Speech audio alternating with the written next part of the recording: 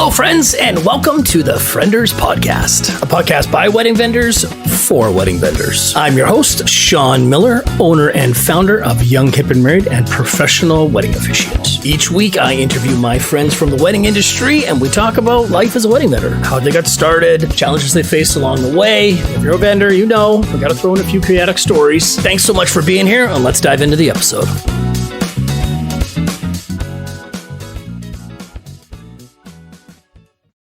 Brittany, welcome to the show. Thank you for having me. I'm thrilled that you're here. We've worked together for a long time because when did you start at the Vancouver Club? 2019. Yeah, so Yeah. since you've started, I guess. It's been a while. Yeah, because I did my first wedding there, I think in 2012, Yeah. maybe. And so just a little bit about who you are, what you do.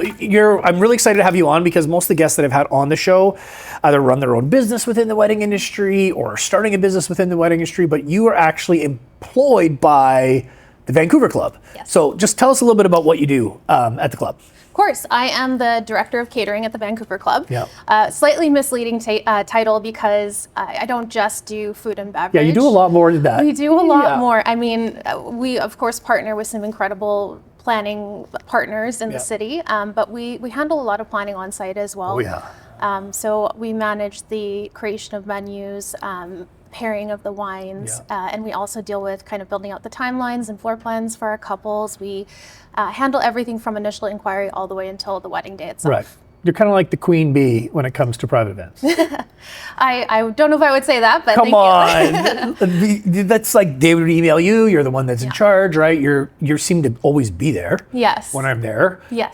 Running around, keeping very busy. Yes. Yeah. Myself and my team. It's an operation. Yeah, and you guys have such a great team there too. Like you do, it always feels very elegant and very seamless. Like we get to see behind the scenes, so we know it's busy. Yeah. But it always feels like very relaxed, very streamlined. Like it always feels great. And you started at the club in what year? 2019. 2019. Yeah. Right before a global pandemic. Nice Yeah. time to start a new job. It was interesting What timing. month did you start in 2019? I started in June, actually. It was quite a wild ride because I started out as a coordinator there, big team. I was Right. kind of starting from the bottom. Yeah. And then right before COVID hit, my director at the time decided to move on to another business. Yeah. Our manager decided to move on, leaving just a few of us. And then COVID hit. So it really went to bare bones and, figuring out how to keep a business running, as we all know, was pretty wild. Yeah, absolutely. And so you just slowly worked your way up through the ranks of the club? It didn't even feel that slow just because of the timing There of were it some all, to be gaps honest. and- Yeah, I jumped into a management role the next year, right in the middle of COVID, director the following year, and I've been there ever since. Amazing. Yeah. And so how big are the private events at the club? Like how many private events do you do at the club a year?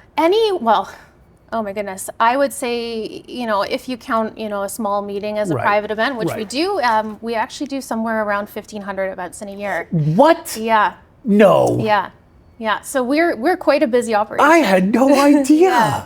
Really? Yeah. And how many of those are weddings? We average somewhere between 55 to 70 weddings Okay. a year. This year, we're looking at about 60. Okay, wow, Yeah. that's a good amount. Yeah. Yeah, and some are just ceremony, right? Or do you do mostly, is it like ceremony, cocktail, reception? Is it all of it? Do people book you guys just for ceremony ever or no? Sometimes, yeah. Sometimes. Especially, after COVID, we were seeing a lot of smaller weddings, more Yeah. intimate weddings. Some people are eloping, so they'll come just do the ceremony at Yeah. the club.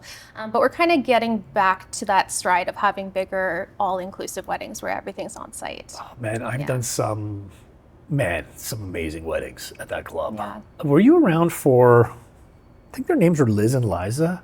Yes. Wedding? I shouldn't say I was there because I was not working with the club, but I remember that couple because I used to work for a wedding dress store called Blush Bridal. Come on. And one of them actually got their dress from us. Okay. Dude, that wedding, I remember seeing what they did to the ballroom. It was incredible. One of the greatest setups we've ever seen. Like the trees, and I was just like, what is this place? Yeah, that wedding was wow. So you weren't at the club at that point? I wasn't at the club at that point, no. So, okay, let's take it back. So how did you end up at the club? How did you end up at Vancouver Club? I used to work for a wedding dress store called Blush Bridal for 12 years, so very long time. Okay. One of the owners retired and Yeah. moved off to Thailand. Yeah. Love her dearly. And she actually was a member of the club at the time. And she said, I think this would be a really great fit for you. So she kind of nudged me in that direction. She had a wedding planning company at the time that I worked for as well. So What was the company called? it was called Coco Events. Oh, I remember Coco Events. Yes. Yeah. And so that kind of got my foot in the door with planning. And just, I had worked with the Vancouver Club before doing fashion shows through Blush Bridal. Right. So it felt kind of natural stepping into that. Right. Yeah. And did you go to school for planning? Did you just kind of work your way up? No, I actually went to school for fashion design and then business marketing. So Okay. So all ties together in a way. Yeah, it makes sense with the wedding dress. And then you said business development? Business and marketing, yeah. Business and marketing. So that kind of works together. And so I'm super excited you're on the show because most of the people, as I mentioned, that I've had on the show own their own business in some capacity. And that you've taken a different path where you've taken this path of like going to work for, a larger organization like the Vancouver Club. What was the appeal? Like, did you ever have that inkling to be like, oh, I want to go out on my own, or like, I want to start my own planning company? Like, have you ever felt that itch where like, you just knew like, this is not for me. I want to be an employee. Like, how did you come to that decision about which way to go? I think anyone in my field definitely thinks about that from time to time. Right. I think for me, that's just not the path that I'm looking for. Right. I love working for a venue. I love finding a place to call home, and meeting all of the different couples that come through is just so rewarding. So Yeah. very happy with what I do. It's amazing. And so when you started, so you're pretty much self-taught, right? Because you started off with some mentors for sure. right, Yeah. with some mentors in dress design. And so no appeal to stay in fashion? What was the allure to get more into planning and move your way out of fashion? I went to fashion design school with the idea that I was going to design evening gowns. And then through working with Blush, I thought I was going to design wedding gowns. And then I just realized that I loved the business side of things more so than the creative. And it kind of just evolved from there. There's a lot of creatives. Yeah. That's not the case. Yeah. Right? I mean, I love being creative, but I find I'm just very business minded. And it just was fitting that path. That's a lot of the creatives that I've talked to on the show talk about the challenge between switching from their creative side to their business side. Yeah. Which they find much easier to be creative and much harder to put on that business hat. Yeah. But you found it more natural to kind of put the business hat on. Definitely, yeah. I mean, I have to be in the right space to get into a creative mindset, but Right. thankfully I work with a lot of incredibly creative people who kind of help us along. Yeah, that's amazing. So when you went through COVID with the club, what was that like dealing with the clientele? Like, there were so many weddings. Like, do you remember how many weddings you had to move, postpone, cancel? Did you guys keep track of that? Well, that happened in March, and on and off, there was no events for over a year, months. Yeah, I mean, it was kind of months and then on again, off again. So I would say we probably had to postpone around 40 weddings. Some of them didn't rebook. Yeah. And then, once things opened up again, it was a wedding boom. Yeah. How do you find working within the industry in Vancouver? Like, you guys do I want to say personally, like a really great job. Like when we come to the club, like I just always know there's always great venues, there's great communication, this sort of stuff. But what are the specific things that make Vancouver unique as far as the wedding industry goes? I think it's all the vendors that work within it. I mean, it's such a tight-knit community, and we have some really incredible businesses that support the weddings, and we really work together to make weddings and events incredible. Yeah, absolutely. There's any that stand out to you amongst the rest? Like, have you had some really amazing ones that really stand out to you? Weddings? Yeah. Oh, we've done some pretty incredible weddings at the club, some I can't speak about, but Right. Some that I'm very proud of. I Okay. mean, I love weddings that come together with just these incredible decor aspects, but sometimes the most memorable weddings for me are the more personal ones. Right. Even the smaller ones where it's just, the couple and some, family members doing an intimate ceremony and maybe a small dinner. I find that so special. Yeah, they're really fun. And the club does a really great job at that, right? Because how many different rooms are there at the club? We have 3 large rooms, and then we have some smaller kind of meeting spaces and green rooms. Right, because the big ceremony rooms, I always get them confused. Is University Room, is that right? The University Room's in the Georgian Room. In the Georgian Room. Which one's on the top floor? Which one's above the other one? Because they're kind of above each other, are they not? Yeah, the University Rooms is on the 3rd floor. Okay. And the Georgian Room is on the 2nd floor. It's Okay. kind of an iconic white and blue room. Right. See a lot of weddings in front of the fireplace in there. Oh man, we were saying before the show, I did a wedding there once where the fireplace was not supposed to be on. And during the ceremony, I'm at the front, we're ready to begin, and somehow the fireplace got turned on. Yeah. And this gas fireplace is going behind me. And I could just start 5 minutes into the ceremony, I could just feel the sweat dripping down my back because I'm right up against that fireplace. Yeah. But what an iconic room, hey? So beautiful. Yeah. It's such an iconic space in Vancouver. How long have they been around? So the club was actually established in 1913 in that location, but prior to that, they were in a different location. 1893, I believe, is the year that they came together. Wow. And did they build that location specifically for the club? Yep, they did. Wow. Yeah, so we've been the original tenants of that club. For over 100 years? Over 100 years, a lot of history. How many members do you guys have? It's around 1,500 resident members at the moment, and then we have what we call reciprocal members. So different clubs around the world can actually come to the club and be treated just like a member. Okay, I remember doing a wedding with you guys once with maybe a club manager from Toronto. Do you remember this guy? Maybe. And he officiated the wedding. I don't think I was there for that one. Yeah. Not that I recall. But you're affiliated with a club in Toronto, correct? Oh, yes. Yeah. The University Club. Maybe. There's a few over there. Yeah. Anyway, he was coming and he wanted to officiate the wedding, so I ended up trading him to officiate the wedding for the members there. Oh, that's true. Yeah, it was pretty fun. It was pretty fun. Are you referring to when our former employee Louise got married, and then we brought Philip Ireland, our former GM, who's now GM in Toronto? Yes. That's who it was. That was iconic. Yes, I love that. Yeah, he did a great job. That's who it was. Yeah, because he had moved to manage the club in Toronto, I think. Yes. Yeah. Yeah, fantastic. And you don't have to be a member to have a wedding at the club, correct? You don't, no. If you're a member, there's certain perks to hosting at the club, but you don't have to be a member. What's the ratio from member to non-member at the club? For events? Yeah. I would say most events at the club are affiliated with a member in some way. Right. Probably 70%. Because it's not do you do any advertising? Do you guys advertise the club? Not really, No, right? We're actually a not-for-profit, so we don't really advertise other than the occasional ad in Wedlux for weddings.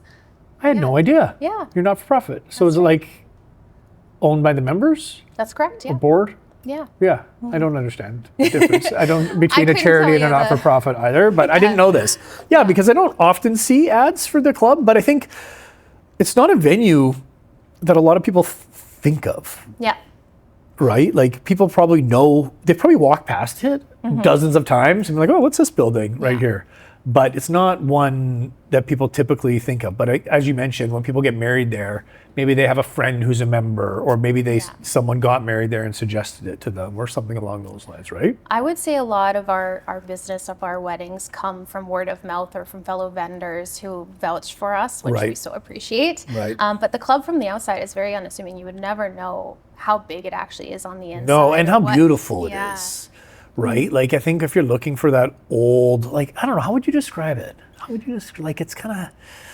I mean, it's a heritage venue. Yes, heritage. It really speaks for itself.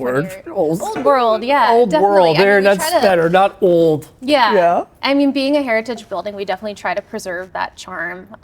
So when you walk in, it really feels like you're stepping into a different era. Yeah, it absolutely does. And there's not a lot like it in the city. Permanent, have you been to the Permanent?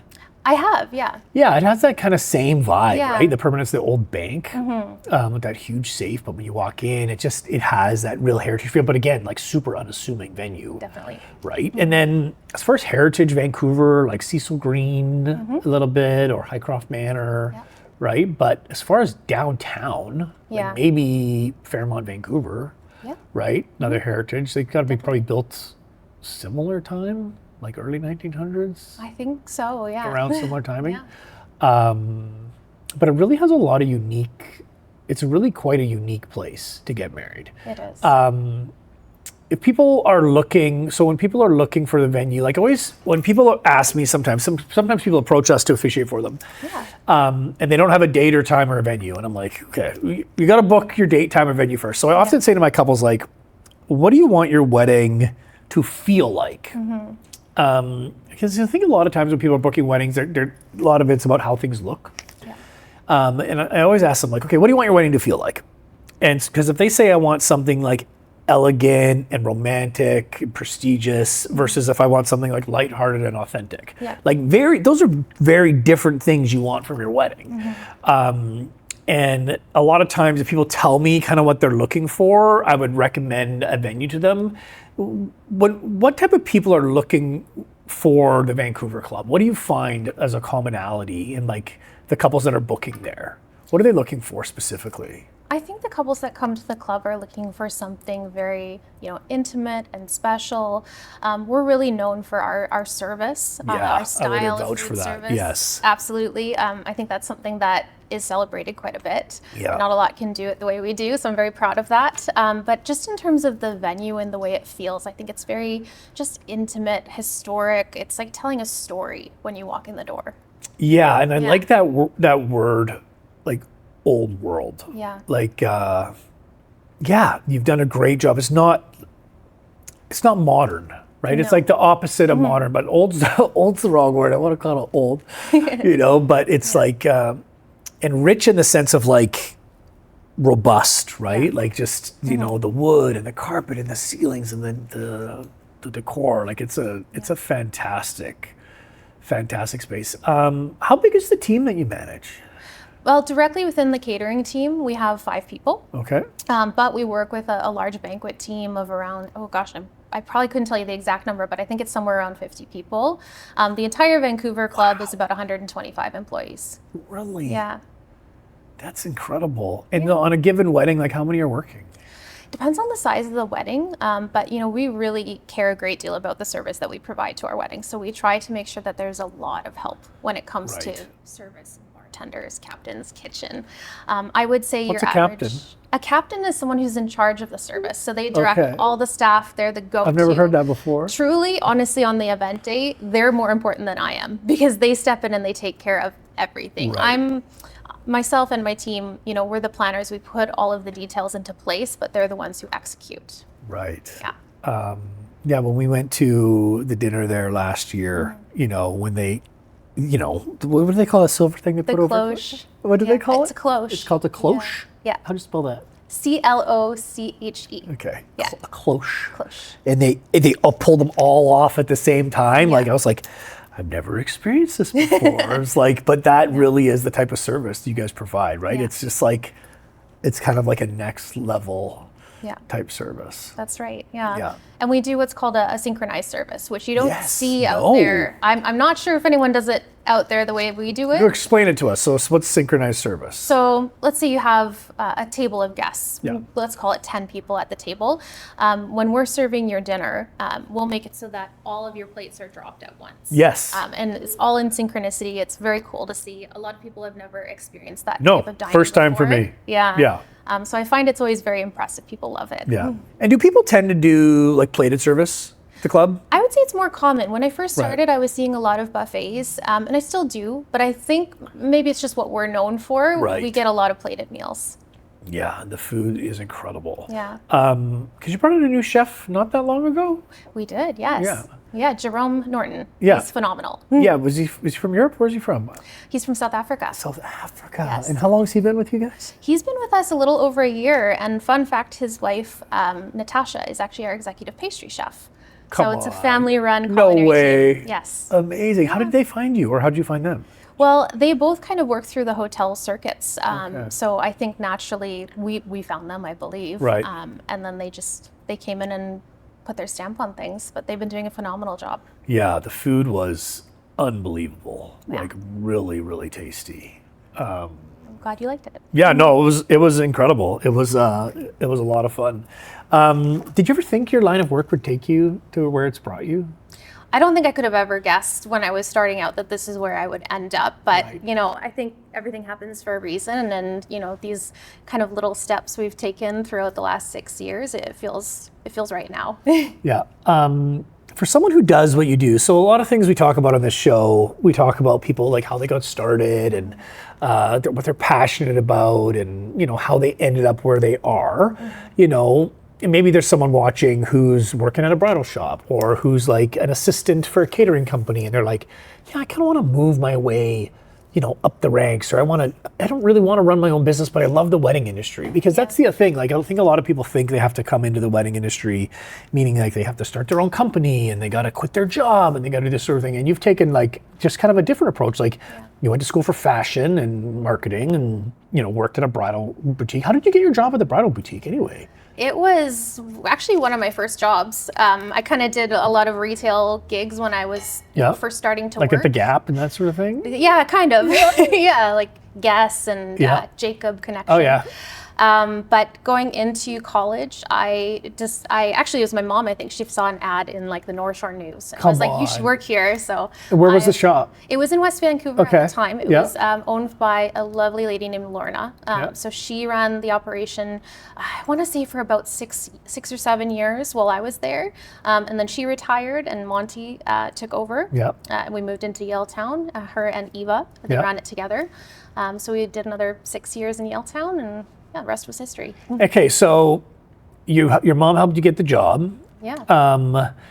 And then so what was kind of like your path? So for someone who wants to get into this sort of thing, like how have you navigated your career up until this point? I would say that I just try to experience as much as possible. I constantly try to challenge myself to learn new things, especially if I'm in a new role.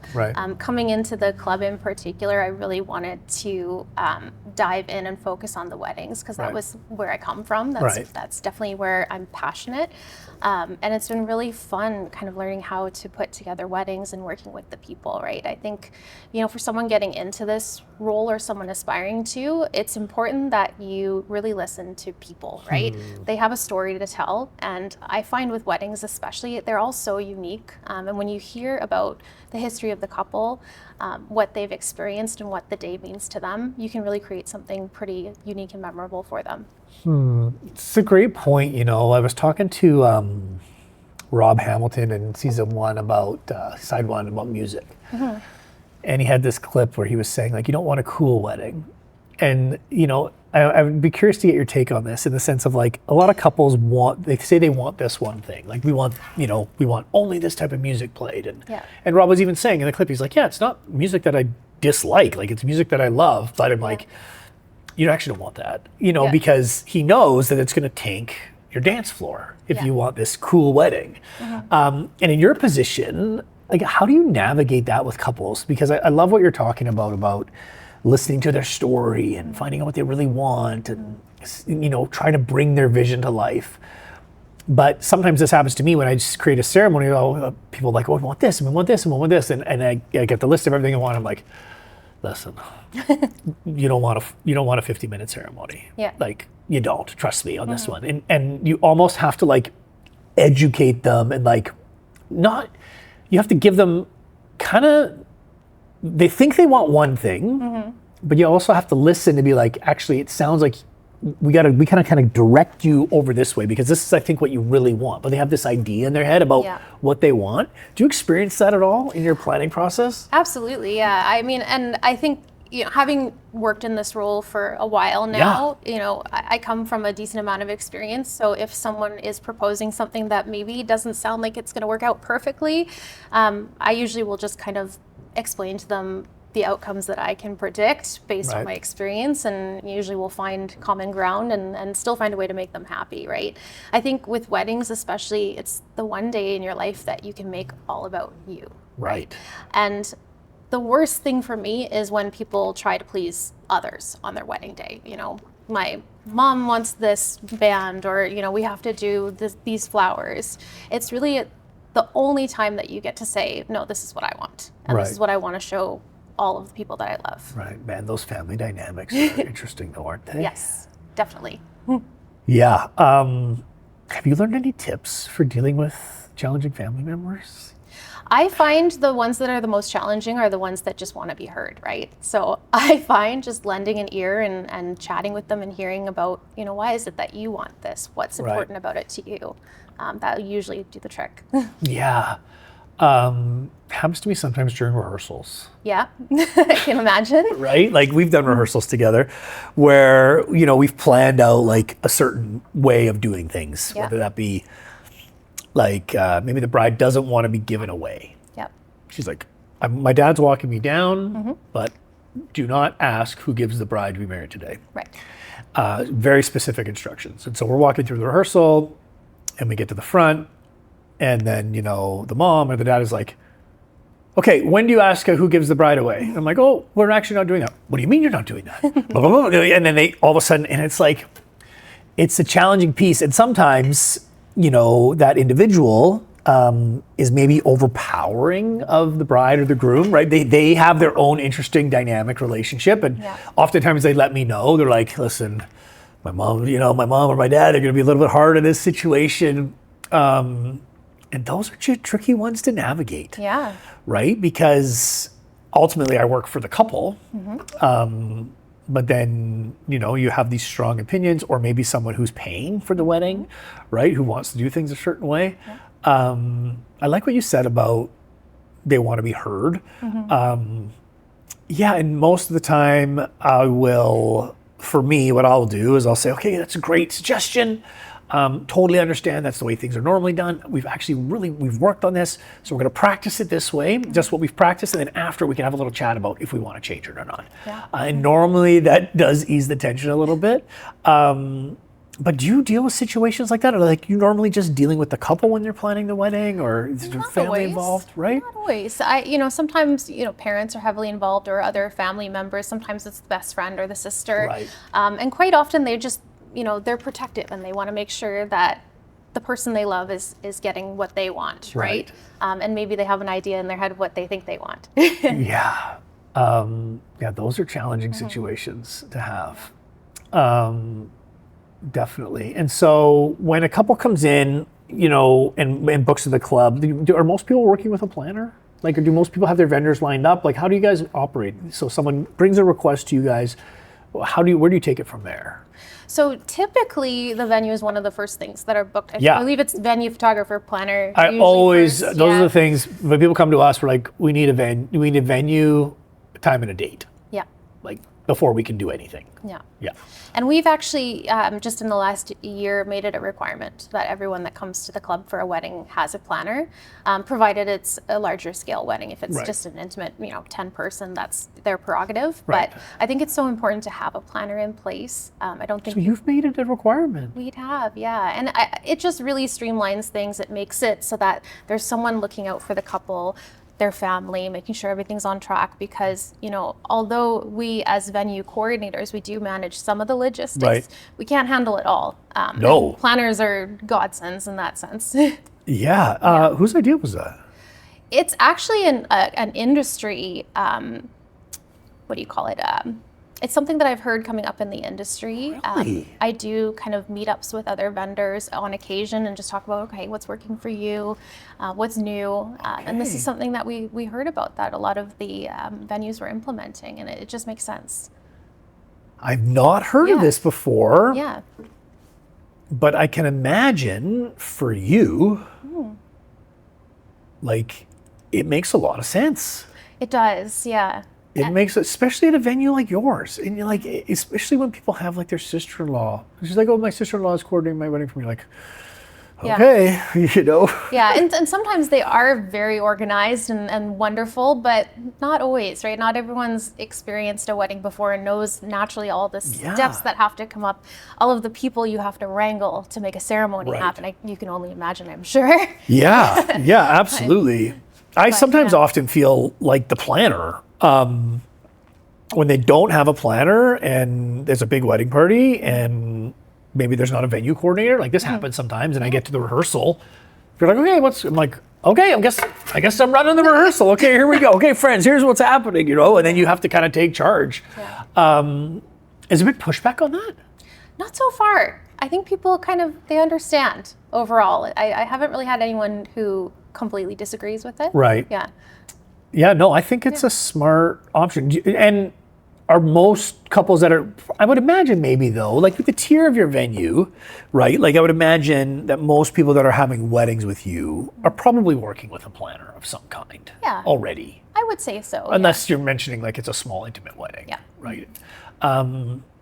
Of some level. And so do you guys have like a book of planners that you work with? You know, how do you go about that? Like, are you often recommending a planner? Like, do people come to you without one ever, or most of the time they're locked in with someone? Sometimes they come to the venue first and they haven't hired a planner. We do have a preferred vendor listing. So not just planners, but all of the incredible vendors that we work with, yourself included. So if someone's looking for a recommendation, we'll send them that list and say, these are the people that we trust, that know our venue, that we know are going to take great care of you. Yeah, no, when you had your dinner last year, just everyone that you had was just awesome. Like, it's so fun to see, and I think that's one of the reasons why I wanted to do this show too, is like, every time we see each other, we're working. Yes. And you know, you hosted a beautiful dinner, which you were working. But it's fun to get to sit down with other vendors and kind of talk about what's working and what's not working and what we're seeing and what we're not seeing. Are you seeing any interesting trends coming up this year that are kind of new when it comes to weddings or ceremonies? It's hard to call it new in a sense because you see these trends that kind of cycle in and out. Yeah, it's true. I mean, they change a little bit from time to time. I love to see people's take on things. I think, you know, you're seeing a lot more of that kind of old world style of weddings, like, you know, champagne towers and these great big vintage cakes and things like that. I quite love it, actually. I'm seeing a trend quite a bit where, and it's really popular in the States, so where people are having friends and family members come officiate for them. Are you seeing that much? We've seen it a little bit. So similar to the experience you were talking about with our former GM who came to officiate. So, you know, if there's someone who's really, you know, important in your life, we're seeing, I would say maybe a handful, 5 or so weddings a year where they have, you know, either a sibling or a close family friend officiate. And then of course you have someone who's making it legal behind the scenes. Behind the scenes, because BC is a little bit different that way. I did a wedding last year, which I thought was brilliant. They did a reverse cocktail hour. So have you heard of this? I have, yeah. Okay, so what they did was they said the wedding starts at 4 p.m. I don't remember what time it started. But when everyone showed up, it was actually the cocktail hour. Music was playing, bar was open, bride and groom wedding party, everyone was in the cocktail space, and they did like a 60-minute cocktail mingler before the ceremony. And then they had me arrive and I made my announcement. Hey friends, my name's Shawn. I'm going to be officiant today. We're going to be getting these two married. Can we please make our way up to the ceremony space in about 15 minutes where we're going to help these two get married? And I thought it was absolutely brilliant because people were arriving expecting the ceremony and they got a cocktail hour. And then the couple was there. They had done all their photos already. They chatted with everyone. And then they, you know, did their mingler. Everyone was hanging out. Everyone had a couple drinks, a little bit of food. Went into the ceremony, and then they went straight from ceremony straight into dinner. Have you seen that before? I haven't done that at the club before, but I have heard of it. And I think that's just such a great idea to break the ice and help everyone kind of loosen up, because ceremonies can be a little bit tense initially. Yes, I agree. People are kind of, there's a lot of anticipation, and I know the couples especially get so nervous before they walk down the aisle. Actually, something I've seen you do that I love is to ask everyone to take a breath before the ceremony. I think that's an incredible technique. The presencing moment, right? Just guest and couple included, right? Because it's interesting how when there's a lot of anticipation, which I love, which I also think is like part of it as well. Like when I work with a couple, I always try and have like whoever's walking in last, whether it be the couple together or just the bride, I try to have just them come into that one song and have it be kind of monumental, right? I still do the traditional please rise if you're able. Like I want that moment to feel significant where it's like, oh shit, like there's like, I want people to get that feeling. But then when the couple gets to the front, oftentimes what I find is like their mind's just like a bit of a storm, right? Like their mind's just going, and you can see it in their eyes, like they're not present. Maybe they're breathing shallow, like they're a little bit nervous. And so I was like, okay, just join. I always tell them like, join hands with each other, lock eyes, take a deep breath. And I lead them through it. And I'm like, And then like, okay. And then like, okay, friends and family, can we take one deep breath for these two, please? And everyone's like, Yeah. and then it's like, oh, we kind of settle in, and I'm like, okay, you know, I get them to settle in, and I'm like, okay, take a quick look out who's joining here today. And I get the guests to kind of look out, and they look at it, wave, everybody say hi. And people wave and clap and cheer. And then all of a sudden it's like, oh, okay, we're in it now, right? Like we had that moment, but to stay in that tension, I think really can rob this couple of a lot of presence. Yeah, can rob them of a lot of presence. How many of your couples are doing like pictures and first looks and stuff like that before ceremony? Is it popular? I would say it's still more popular than not, but I'm seeing more and more people not see each other before. Go back to the tradition. Yeah, back to the traditional style again. I'm seeing kind of a resurgence in that. I'm starting to see first touches instead of first looks. Yeah. So like around a corner, like grabbing their hand around the corner, exchanging notes, or just whispering, but not actually seeing each other. Yeah. Which I think is pretty cool too, because it's really about connecting, but it also kind of builds that anticipation. Totally, yeah. Yeah. Do you have an ideal timeline, like when you work with couples? Like, do you have a timeline or like something that you suggested? Like, this is like how do you guide them through how to build out their timeline at the venue when they book with you? I would say most weddings will give us at least a year in advance. Not all, but many. And I think a year to 2 years is ideal for planning. It's definitely not something that you want to rush because there's so many decisions to make and there's so much to just kind of soak in throughout that process. So typically once they book us, usually a year out, let's say, next step is to kind of book those more important vendors if they haven't yet. We do menu tasting usually kind of once we're in the season of their wedding, so that they're trying the food that will be offered. Exactly. But honestly, we'll start building out the details as early as they're ready. Some people want to start talking about it a year and a half before the wedding, and some of them aren't ready and they just want to kind of enjoy the experience and connect closer. What about day of timeline? Like, do you have like a favorite flow? Like I like it when ceremony starts at this time, then we do like, do you have one that you prefer that you think works best? I love a 4 o'clock ceremony. 4 o'clock ceremony. Yeah. Okay, so 4 o'clock ceremony. So guests are arriving 3:30, 3:45. Yeah. 4 o'clock start. Yeah. Then. So, I mean, depending on the length of the ceremony, some of them are very quick, some of them take a while longer.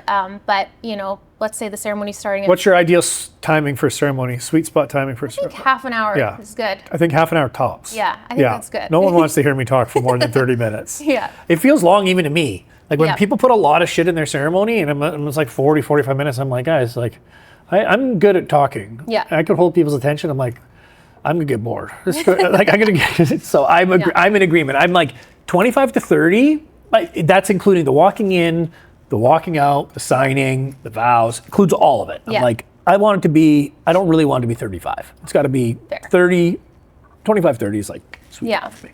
Okay, so 4 o'clock start time. We're going to say 30-minute ceremony takes us to 4:30. Then what do we plan? So that timing, I would say, depends if the couple's taken photos beforehand or not. Well, what do you prefer couples to do? I honestly love when they take photos beforehand because then they can really enjoy the cocktail hour with their guests. It gives you that extra time to connect and also enjoy kind of the fruits of all of your labor thus far. Like you put so much thought into even just that 1 hour portion of the day. You should get to enjoy it. Yeah. Okay, so and then how long for like 2 hour, 90 minutes, 1 hour? How long for a cocktail hour? I'd say hour to 90 minutes. 90 minutes if they're taking photos and they want to join later. An hour is good for cocktail hour. Yeah, and are we doing passed around? Past canapes. Canapes, walk-up bar, or passed around drinks? I always recommend having something to greet your guests with. Right, so as they walk in. Exactly, that way you're not having everyone hit the bar at once. So I love the idea of like a trade that's annoying. Yes. Right, when you go to, and you're like, oh my God, it's like a 15-minute lineup for the bar. Yeah. Right. So we love to do, we call it a greet with cocktail for our weddings. And it can be something, you know, for each of the couple, like, you know, a signature her drink or a signature his drink. Or you could just do a glass of bubbles on arrival. Just get them in the door, start chatting, taking photos. So on the like champagne tower on a tray, whatever, it's ready to go. Absolutely. Okay. Yeah. Music during cocktail hour? Like, do you like live music? Yeah. You know what? I'm finding actually a popular trend now is to have the musicians who play at the ceremony join cocktail hour. I agree. And I think that's really special. Yeah. We had a guest on earlier, his name's Lenny, and he's a musician, does a lot of ceremonies and cocktail hours, and he's also becoming an officiant. Oh, nice. So he's gonna do music as like from the front as the officiant as the couple's coming in. Oh, wow. Which is something I've not seen before. That's very cool. Yeah. Okay. So now that takes us to 4:30. Say that takes us to 6-ish. Yeah. Okay. And then what happens at 6? Well, typically before you start your dinner, there's kind of a grand entrance. There's some welcome remarks, maybe a couple speeches. Right. So MC, get everyone seated, get the couple lined up wherever they are, do your grand entrance, maybe do a speech or two. Yeah. And then, we could get into dinner. Some couples opt to do their first dance right away after they enter, which I think is kind of fun. What's your preference? Do you like the first dance first, or you like to save the first dance for later?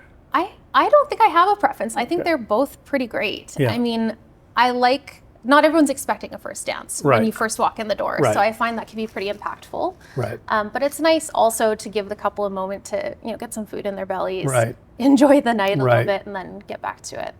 Okay. And then dinner starts when? 6:30, 6:45, yeah. Right. Okay. And then how long does it, what's an average wedding for you guys as far as size goes? I would say these days our average wedding is probably around 120 to 140. Okay, so big Good weddings. size, yeah. Those are good size weddings. What's the max you could do? We can do up to 200. Our grand ballroom is our biggest event space, and it can fit 200 seated. But if you have That's the second floor, right? Second floor, yes. Yeah. With 200, though, you'd have to have your dance floor in the main level in our restaurant. Oh. Yeah, so that's quite a popular combination, too. Oh, I guess because then you can have a totally different space. It's like an after party, yeah.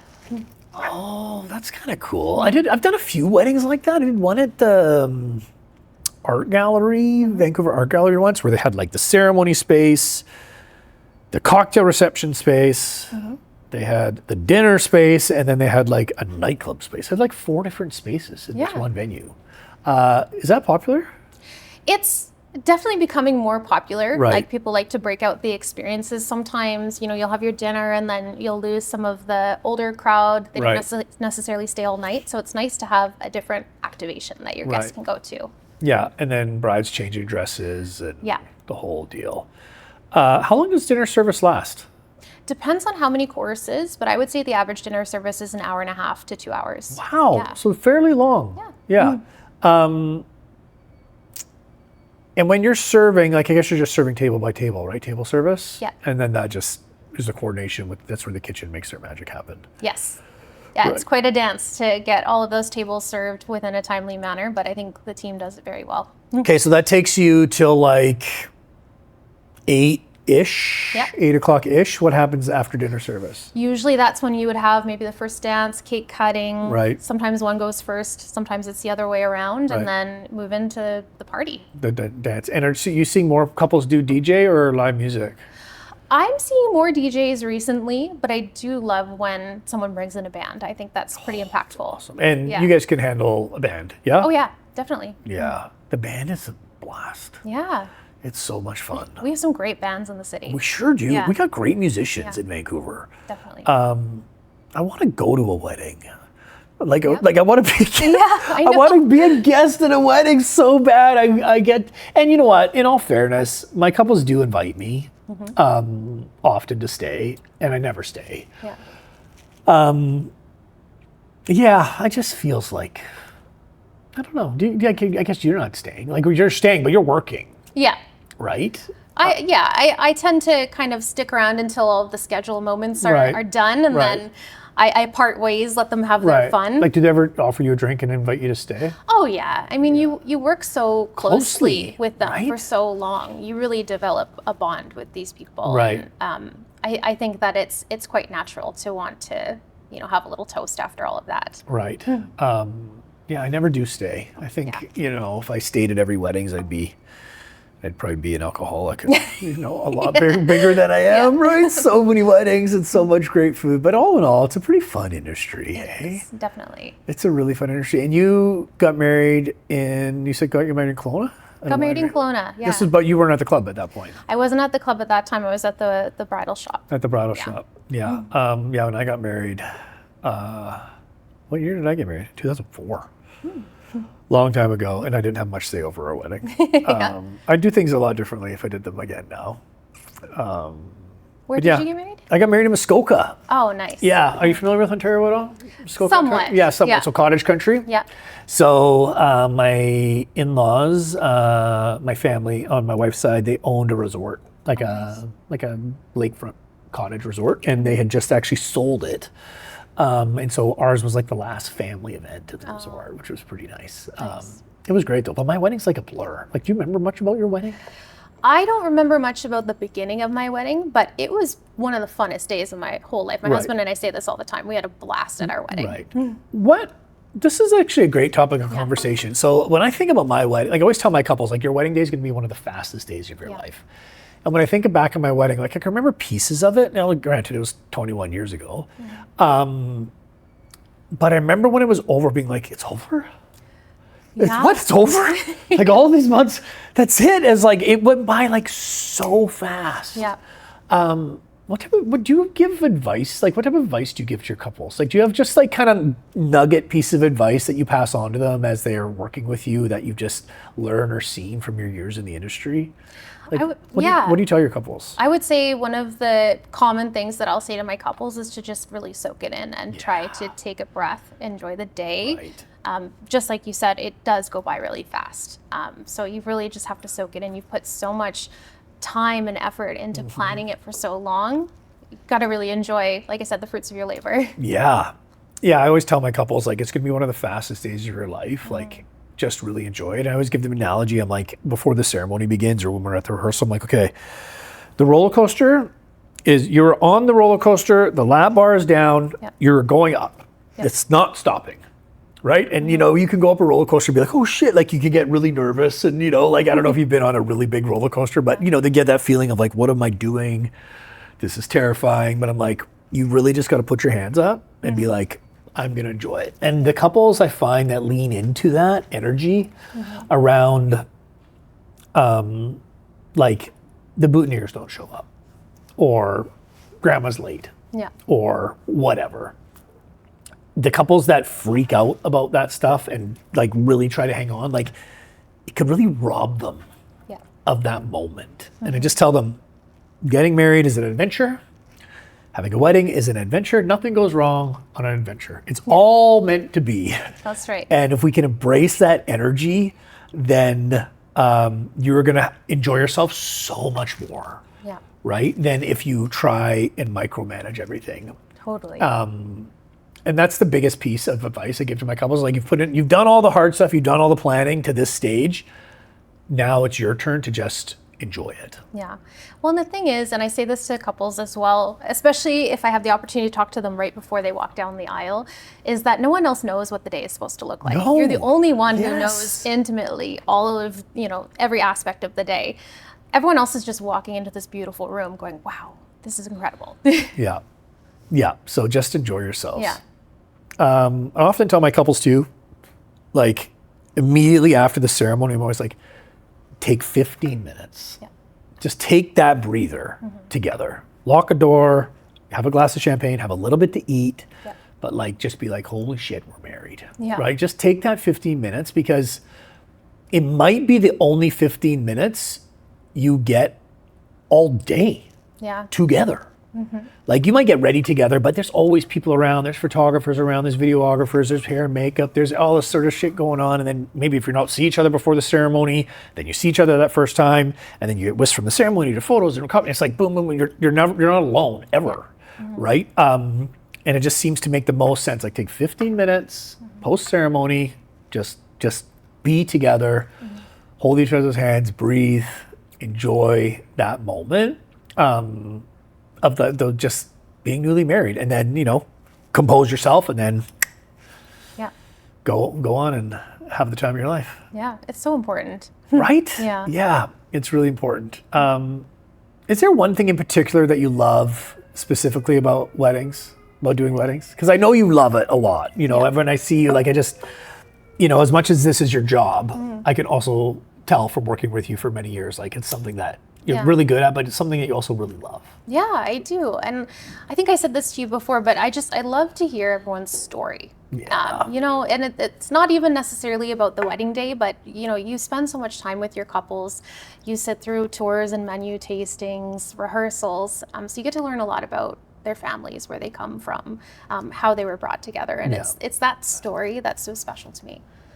Yeah, it truly is. And I think, I mentioned this on previous shows, but like, no matter who we are, no matter where we come from, no matter what we believe, like, we can all agree, like, love is worth celebrating. Yeah. Right? And I think that's what's amazing about weddings is like, it's the one thing that everyone can kind of agree on right now. Like, there's no shortage of things to disagree on going on in the world today. Yeah. But at a wedding, somehow we can all check that at the door and be like, let's celebrate, right? Yeah. With these two together. And let's make their day as good as possible. Is there anything new and exciting coming to the club? Anything you guys are working on that you could share about? No? Oh, good question. I mean, we have been doing like little mini renovations throughout the club already, cool. just kind of rejuvenating different rooms. Yeah. So I think, if you're coming to the club this year, you're going to see some newly refreshed spaces, new floors, new carpets. So it's nice to see the club not only preserved, but kind of bringing new life into those spaces. Right. Yeah. And if someone's never been there before, like can a regular person come in? Like, can they come see it? Can they enjoy dinner? Can they, like, as a maybe there's a vendor that wants to come in? Like, how do people get access? Like, can we get access to the club or not really? Is it invite only? How does it all work? It's a little of both, to be honest. Okay. So being a private club, Right. we have members of the club who pay dues to be a part of it. Yep. So we have certain spaces that are just for them, like our restaurants. Yep. So you have to be a member or be with a member to Right. go dine in the restaurant. But for the private event spaces, you don't have to be a member. Right. So as long as you reach out to myself and my team, Right. We can definitely make arrangements for a visit to the club. Yeah, great. Yeah, I think it's definitely one of the most iconic venues in Vancouver. And one of the things I love too is, like, I've seen it transformed so many ways, Yeah. right? Like, it's got great bones in the sense of, like, the bones are good and you don't have to dress it up Yeah. really at all. Yeah. Looks amazing. But if you want to dress it up, you could really transform it. And Yeah. I've seen it transformed in some incredible, incredible ways. It's a very versatile space. Like our grand ballroom especially, I've seen it dressed in so many different ways. It's really cool to see. But like you said, the room really speaks for itself, so it doesn't need a lot to look complete. No, and it's so central too, right? Central to this, like, right downtown, close to all the hotels. It's a beautiful space. Yeah. This was great. Thanks for coming on. Thank you so much for having me. So fun to connect in a way that's, like, not at the club. Absolutely, yeah. It's nice Right? We to. always just see each other in passing, or like we're working, like the wedding's starting in 30 minutes. We're like, hey, how's it going? Okay, what do we need to touch base on? Or we're shooting emails back and forth. Absolutely. But it's fun. Okay, well, look forward to bumping into you at a wedding sometime Absolutely. soon. Thank you so I'll be much for there. coming on. Thank you so Loved much. it. You're welcome.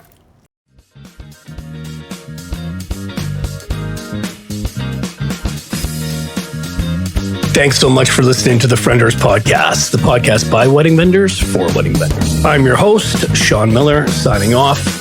If you enjoyed this episode, it would mean the world to us if you would follow, subscribe, and perhaps share with a fellow wedding vendor who could use some inspiration or simply a good laugh. Want the Friendors podcast to come to your city? Drop us a comment below and let us know. Until next time, keep learning and keep creating amazing weddings that feel better than they look. See you in the next one.